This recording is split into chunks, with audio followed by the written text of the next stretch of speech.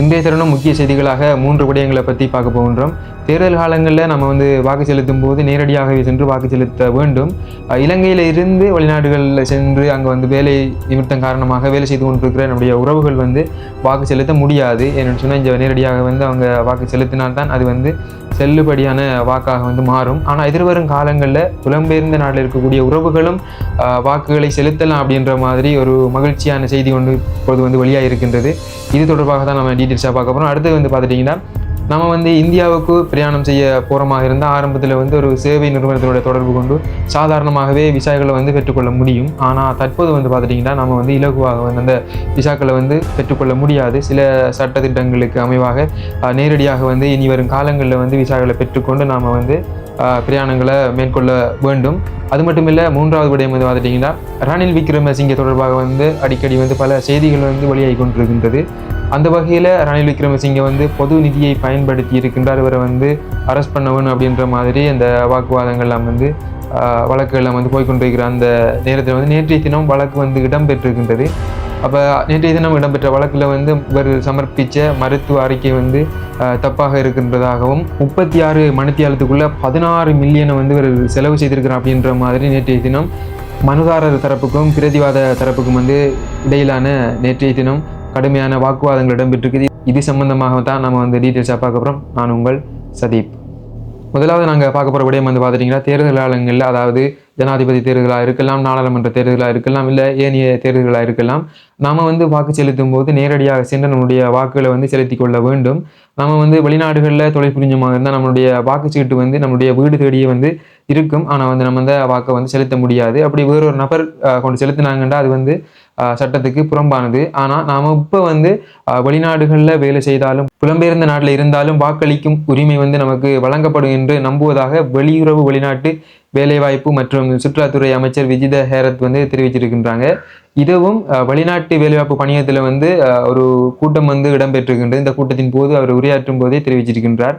அதாவது வெளிநாட்டு வேலைவாய்ப்பு பணியகத்தின் 40வது ஆண்டு நிறைவை ஒட்டி நடத்தப்பட்ட நிகழ்வின் போதே இந்த உரையை விஜித ஹேரத் அமைச்சர் தெரிவிச்சிருக்கின்றாரு.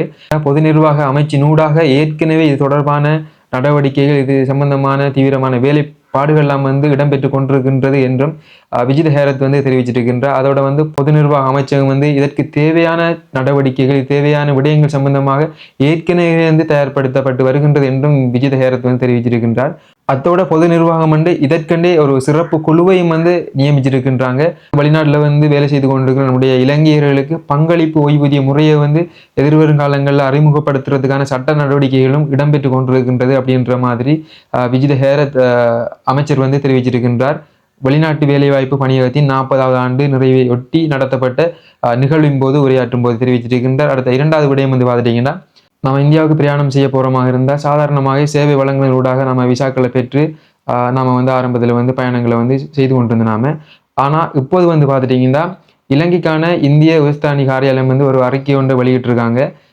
எதிர்வரும் காலங்களில் நவம்பர் 3ஆம் தேதி முதல் இது அமல்படுத்தப்பட இருக்கின்றது. அக்டோபர் 31ஆம் தேதி வரை மாத்திரமே இந்த சேவை வழங்குவதூடாக இந்த விசாக்களை பெற்றுக்கொள்ளலாம். இதற்கு பிறகு நாம் கடவுச்சீட்டு சம்பந்தமாகவோ விசா சம்பந்தமாகவோ நாம் ஏதாவது ஒரு நடவடிக்கையை மேற்கொள்ள போகிறமாக இருந்தால் இலங்கையில் உள்ள இந்திய உயர்ஸ்தானி காரியாலயத்தினூடாகவோ அல்லது கண்டி உதவி உயர்ஸ்தானி காரியாலயத்தினூடாகவோ அல்லது யாழ்ப்பாணத்தில் அமைந்திருக்கின்ற துணை தூரகத்தினூடாகவோ நாம் இந்த சேவைகளை நேரடியாகவே பெற்றுக்கொள்கிற மாதிரி இனி வரும் காலங்களில் வேலை திட்டங்கள் ஆரம்பிக்கப்பட இருக்கின்றது.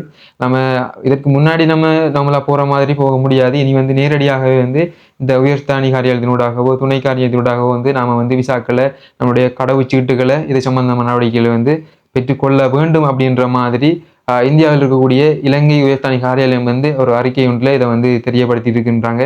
ரணில் விக்ரமசிங்கே பொது நிதியை பயன்படுத்தி ஐக்கிய ராஜ்யத்துக்கு சென்றது தொடர்பான விசாரணை மீண்டும் நேற்றைய தினம் கொழும்பு கோட்டை நீதிமன்றத்தில் விசாரணைக்கு எடுத்துக்கொள்ளப்பட்டிருக்கின்றது 29ஆம் தேதி.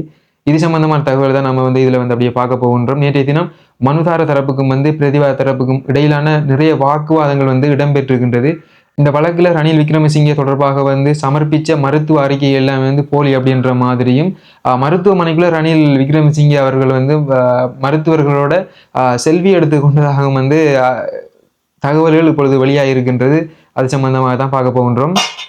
முன்னாள் ஜனாதிபதி ரணில் விக்ரமசிங்கே கைது செய்யப்பட்ட போது அவருக்கு தமனி அடைப்பு ஏற்பட்டதாக கூறி கொழும்பு தேசிய மருத்துவமனையில் மருத்துவர்கள் வழங்கிய அறிக்கை எவ்வாறு நீதிமன்றத்தில் சமர்ப்பிக்கப்பட்டது, அத்துடன் பொதுவாக அதிதீவிர சிகிச்சை பிரிவில் இருந்து வெளியேற்றப்பட வேண்டிய ஒரு நோயாளி வந்து பொது அறைக்கு மாற்றப்பட வேண்டும். எனினும் இந்த சந்தேக நபர், அதாவது ரணில் விக்ரமசிங்கே அவர்கள் வந்து மருத்துவமனையில் இருந்து முழுமையாகவே விடுவிக்கப்பட்டிருக்கார். அவர் எவ்வாறு விடுவிக்கப்பட்டார் என்றும், அத்தோடு அவர் மருத்துவமனைய வைத்தியர்களோட செல்ஃபி எடுத்துக்கொண்டதாகவும் வந்து நேற்றைய தினம் வழக்கில் வந்து தெரிவிச்சிருக்காங்க.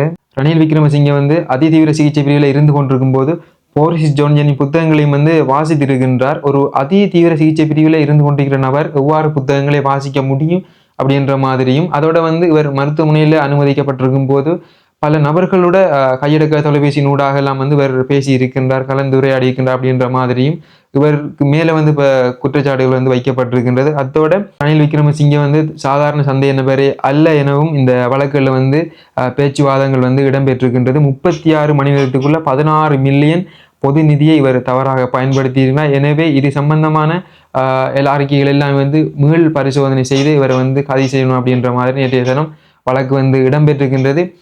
இன்றைய நாள் பார்க்கக்கூடிய முக்கியமான செய்திகள் எல்லாமே இதை நம்ம பார்த்துருந்தோம். கண்டிப்பாக வந்து தொடர்ந்து இணைந்திருங்கள் மேலதிகமான செய்திகளுடன். நன்றி, வணக்கம்.